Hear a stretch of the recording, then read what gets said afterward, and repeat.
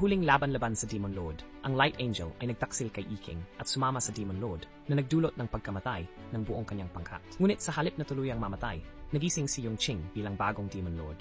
Sa harapan niya ay may 10 mahiwagang kabaong at sinabi sa kanya ng sistema na kung siya ay lalago sa antas, maari niyang ma-unlock ang mga legendary demons. Nakamit din niya ang isang nakakatakot na kapangyarihan, ang kakayahang patayin ang mga halimaw at demonyo at gawin silang kanyang mga alipin. Ito na ang kanyang pagkakataon para maghiganti laban sa Demon King at sa Light Angel. Ngunit bago siya makapagpatuloy, ipinadala siya ng sistema pabalik sa Earth.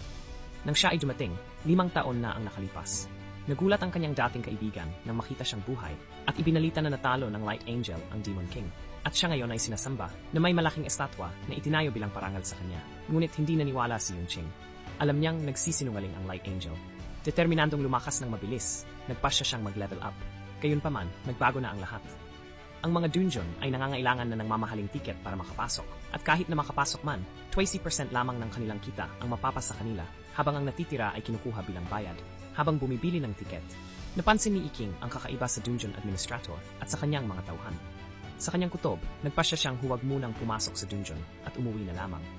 Nang gabing iyon, pumasok siya sa hideout ng administrator at pinatay ang kanyang mga tauhan. Nang makarating siya sa pribadong silid ng administrator, nakita niya ang isang nakakatakot na tanawin. Ang lalaki ay kumakain ng tao.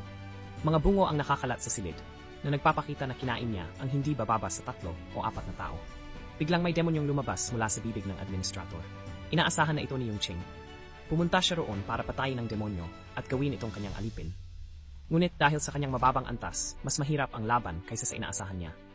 Nang siya ay nasa bingit ng pagtalo, tinawag niya ang isang halimaw na dati niyang naging alipin. Sa tulong nito, nagawa niyang patayin ang demonyo at gawin itong kanyang alipin.